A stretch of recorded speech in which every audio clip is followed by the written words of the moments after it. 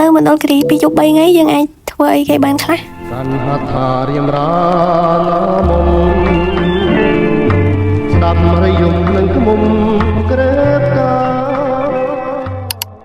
យើងចេញដំណើរតាំងពីព្រលឹមទៅចេញពីពេញទៅ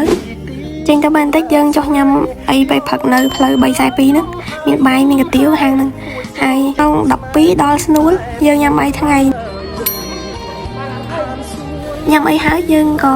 បន្តដំណើររបស់យើងទៅមុខទៀតមកដល់ក្រុងសែនមនោរម្យនៅនឹងមានទេសភាពភ្នំស្អាតយើងចុះថតរូបតិចទៅទឹកដីអ្នកថតវីដេអូ footage ដំបូងនឹងវិលវិញហ្នឹងអធិស្ឋានខ្ញុំតបពីយើងថតរូបហើយយើងមក check in hotel យើងមើលទេសភាព hotel ព្រៃភ្នំស្ងប់ស្ងាត់ល្អណាស់ហើយឡើងហាត់ឆឹងយើងចូល hotel ឧទឹកដោសម្លៀកបំពាក់យើងមកថតរូបកន្លែងនេះថាកន្លែងហ្នឹងប្រហែលកន្លែងឆ្លងទៅខាងវៀតណាមណាហើយយើងក៏បន្តដំណើរទៅភ្នំសាងស្នេហ៍មកដល់ភ្នំសាងស្នេហ៍ពេលល្ងាចបរិយាកាសនៅហ្នឹងរ៉ូមែនទិកខ្លាំងណាស់ហើយទេសភាពនៅហ្នឹងទោះគ្នាយើងមកម្នាក់ឯងក៏មានអារម្មណ៍ថាដូចមានគូស្នេហ៍មកជាមួយដែរណាមណ្ឌលគិរីដែនដីធរណីទីកំណើតស្នេហ៍យករំភើយលំហើយលំហើយគួចចងចិត្តស្នេហ៍ពុំប្រែព្រួលឡើ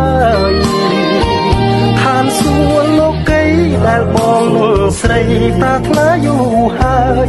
ចេញពីភ្នំមកយើងរៀងយប់ដែរយើងទៅញ៉ាំអាហារពេលល្ងាចនៅរមណីយដ្ឋានមួយឈ្មោះអូរ៉ូមីសនៅហ្នឹងមានដេក័រដើមឈើច្រើនហើយមានទឹកហូរជាមួយនឹងការដាក់នៅភ្លើងលក្ខណៈបមឡាយយ៉ាងទៀតមើលទៅតិចភ្នែកមែនទែនប៉ុន្តែដោយសារតែការដេក័រភ្លើងបែបលក្ខណៈបមឡាយអញ្ចឹងក៏ធ្វើឲ្យរៀងមើលទៅល្ងឹតបន្តិចប៉ុន្តែអត់អីទេ